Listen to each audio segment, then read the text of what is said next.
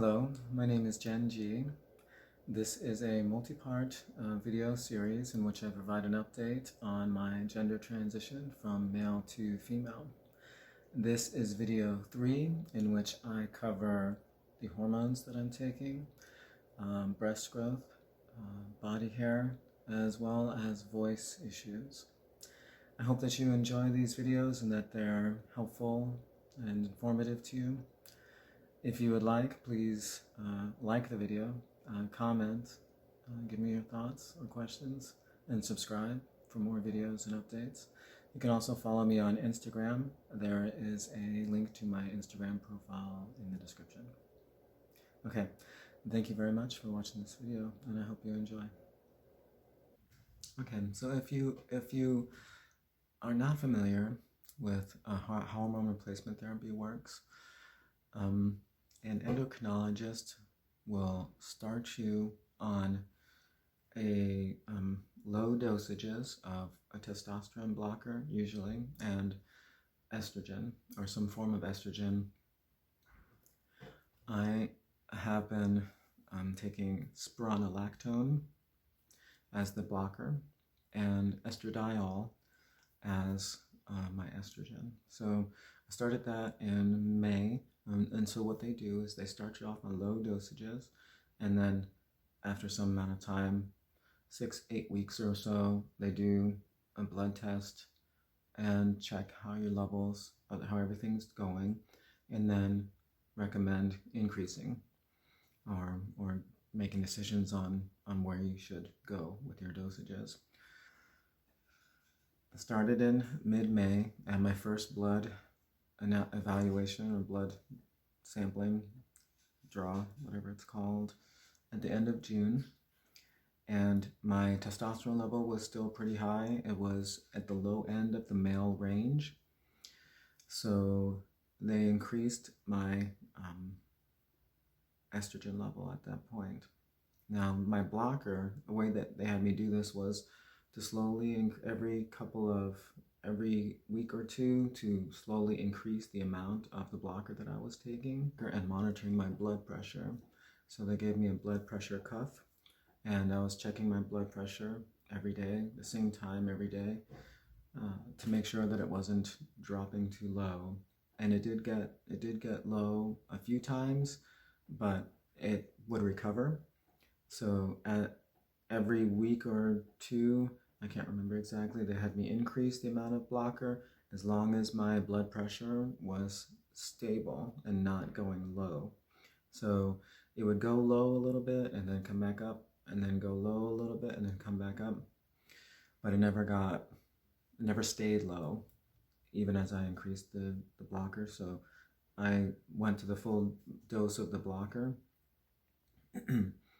and they increased my estrogen at the end of June to help suppress testosterone further. So, and to get more estrogen in my blood. At the end of September is when I did my second blood draw, and they found that my my testosterone was in the double digits, which is good. It was in the norm. It was actually in the female range of testosterone, which is good. And my estrogen level was at the low end of the female range. So in September, I was hormonally at that point on target for feminization. Okay, for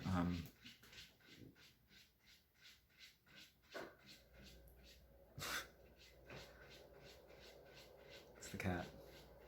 She must have just gone to the bathroom. It's in the litter box is in the bathroom, so but I can hear her scratching.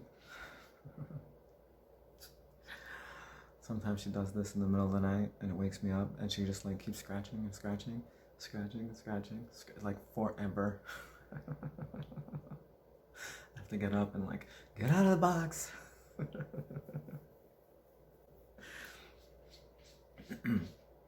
So at the end of September, yes, my estrogen was low end of female. My testosterone was female range. I asked if I could increase estrogen, and they said everything looked good. As I was low enough in my estrogen that increasing was okay.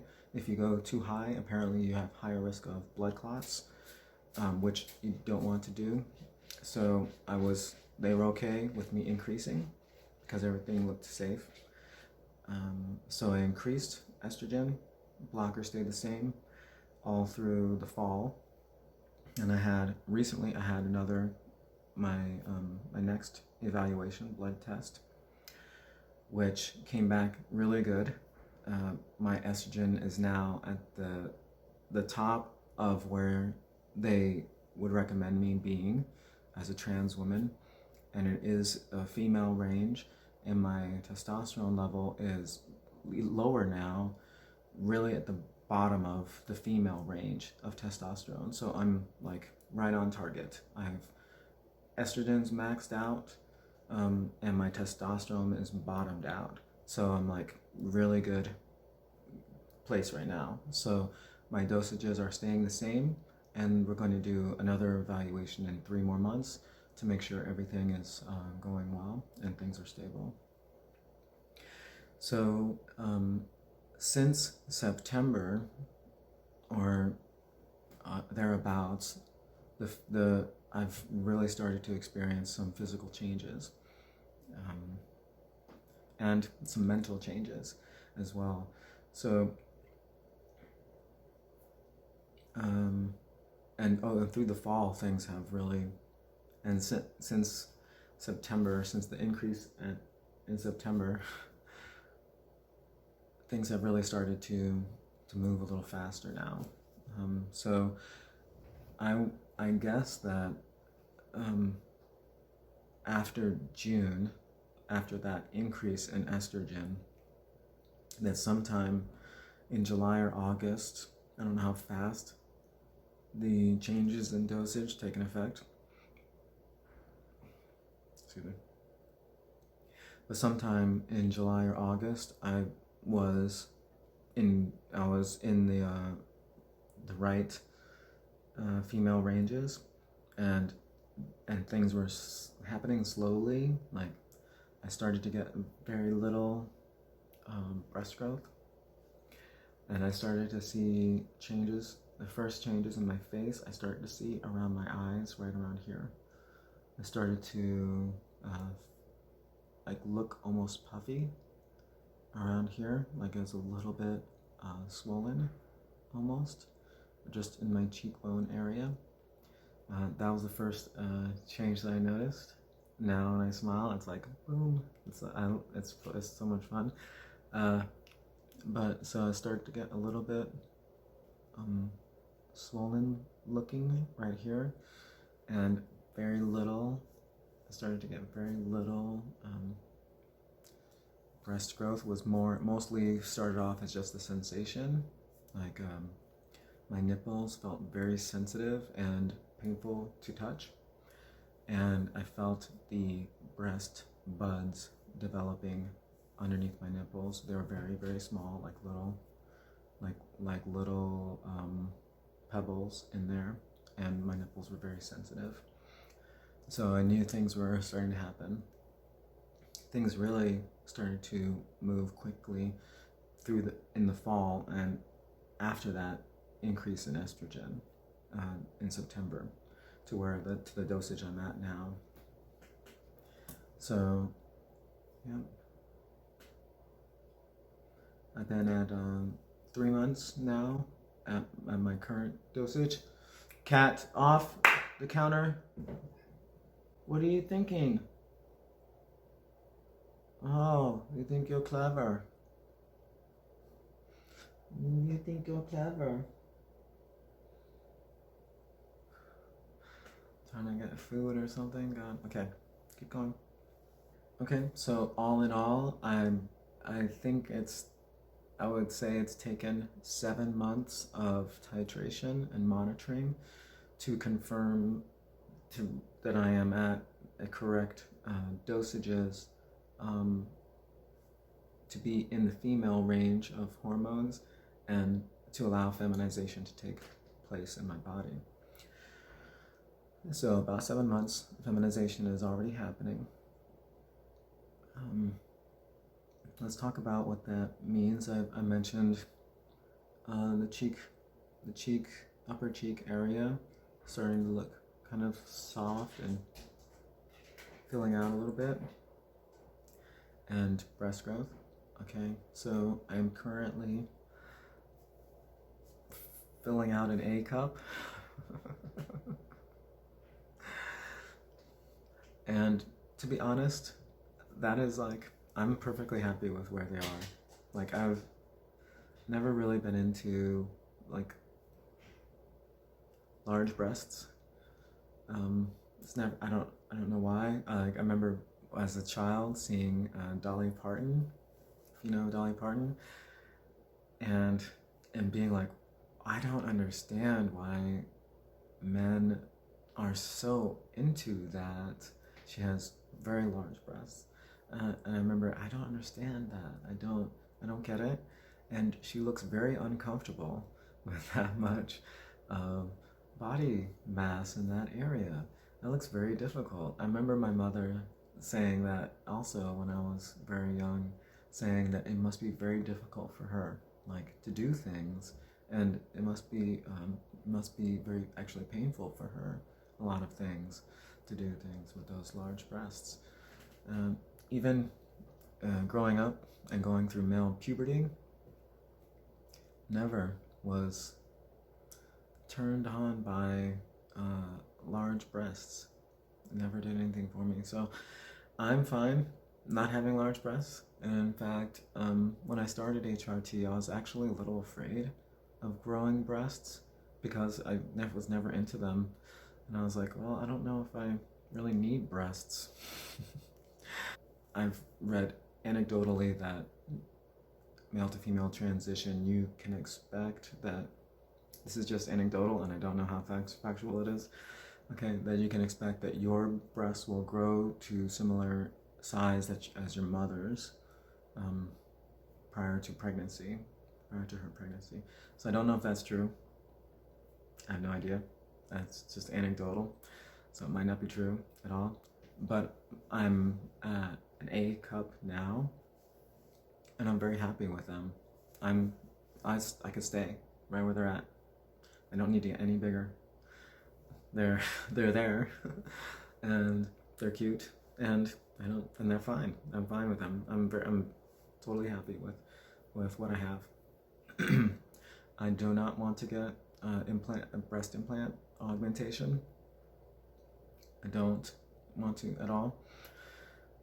So if this is all I get, that's great. I'm fine. I understand that the full effect of HRT can take a couple of years or more, depending on which aspect of feminization you're considering. So I'm not sure of the breasts, if it's 2 years for maximum effect, or I don't know. But I'm only at 7 months, and I'm fine with where they are. So any additional is going to be great. I don't think they're going to get too big, based on my mother and sisters, the size of their breasts. So I'm not concerned that they're going to get too big. Like I said, if they stop now, fine. And I'm not worried they'll get too big. So I'm content with breasts.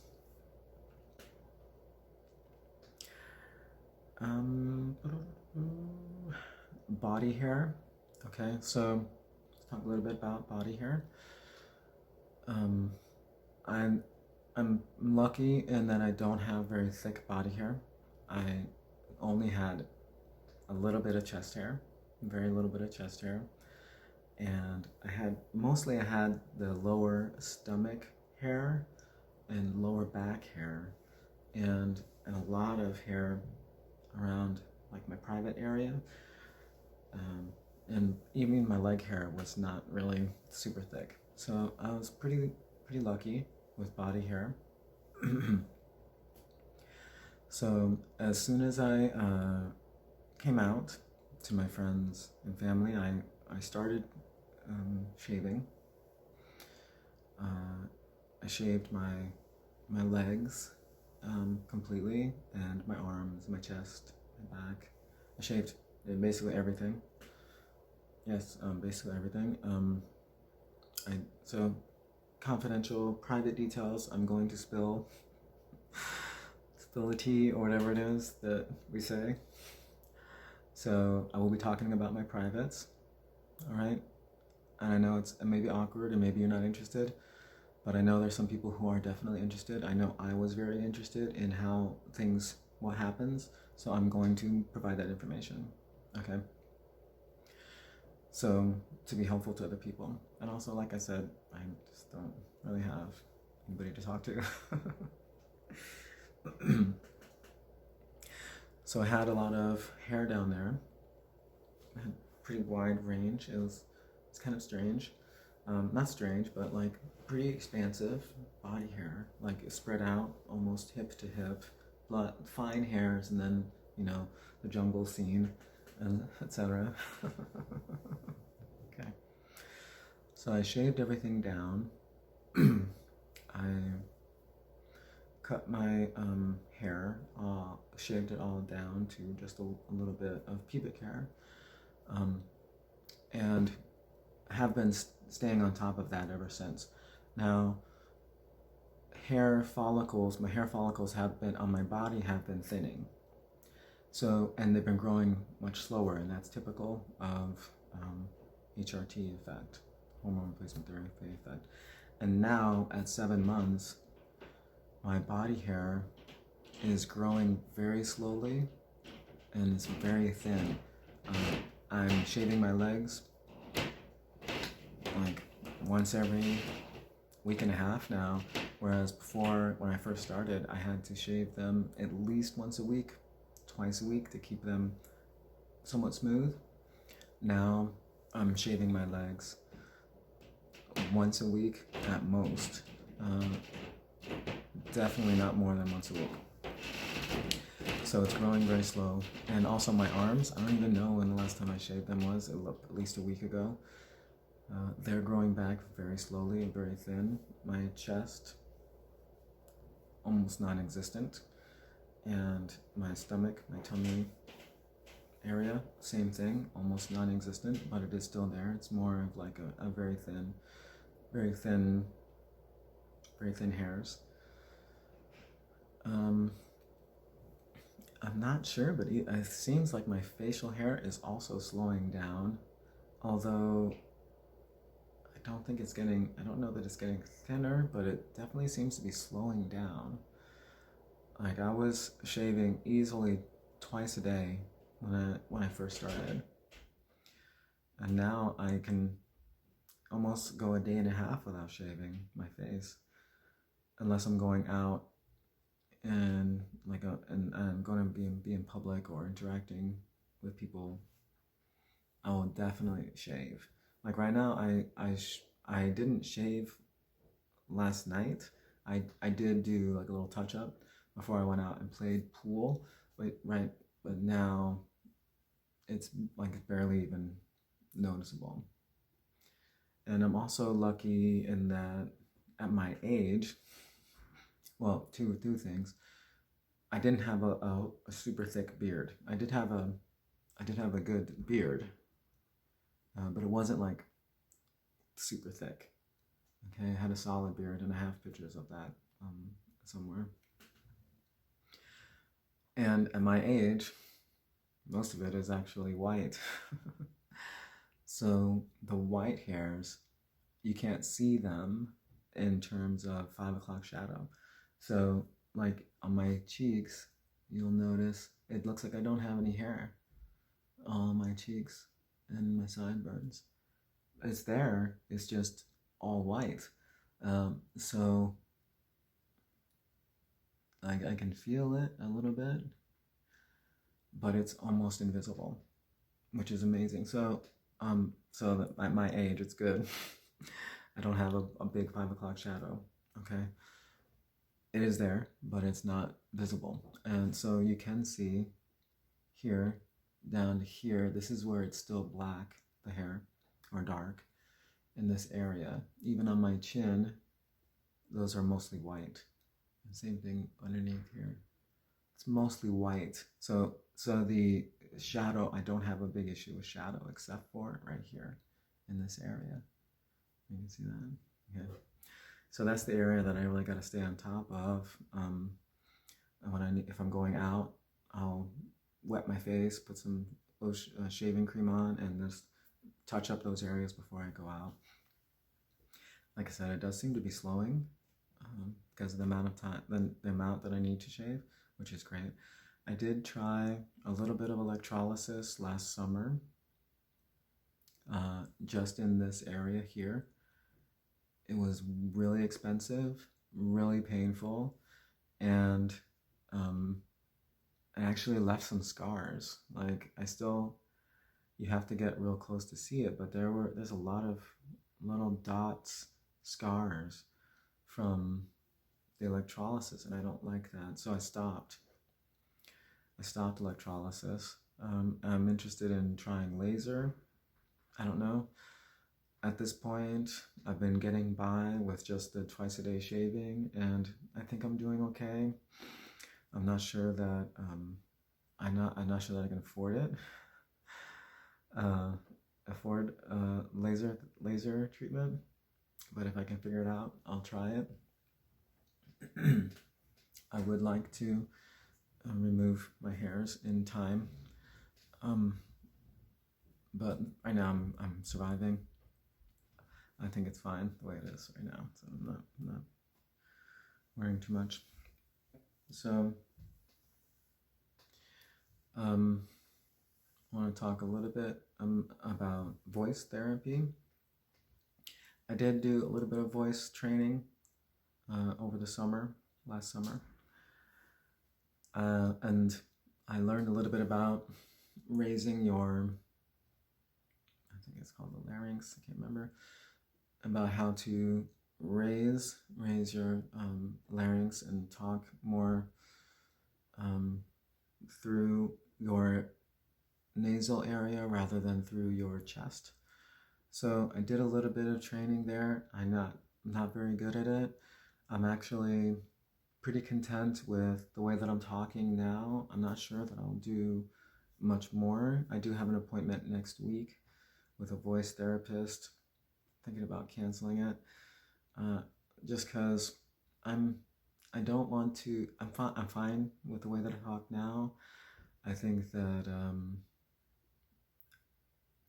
my voice is definitely much better than before, and I'm fine with it. I know that it's not female range, but my voice, my speech pattern has changed a lot and has become much more feminine, and I have been able to lift my voice slightly, and I think I might be okay with this like it is. I'm not sure. I think I might be happy. Like I don't know that I want to put a ton of effort into it.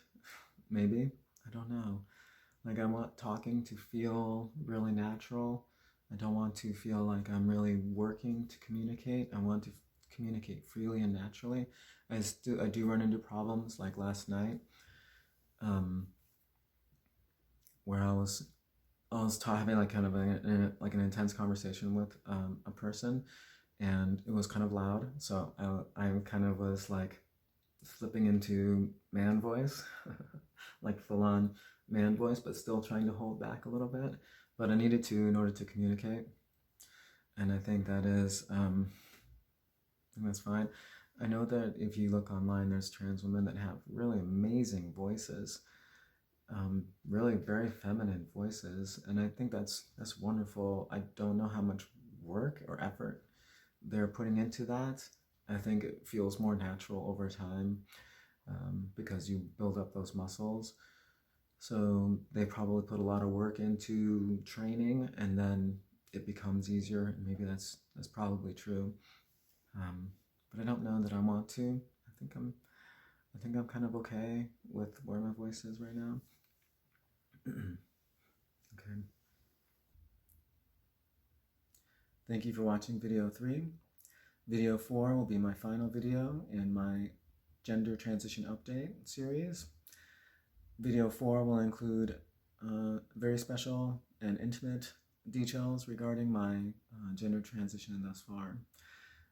I hope that you enjoy. Please feel free to like, comment, and subscribe, and follow me on Instagram. There is a link to my profile in the description here. All right, thank you. For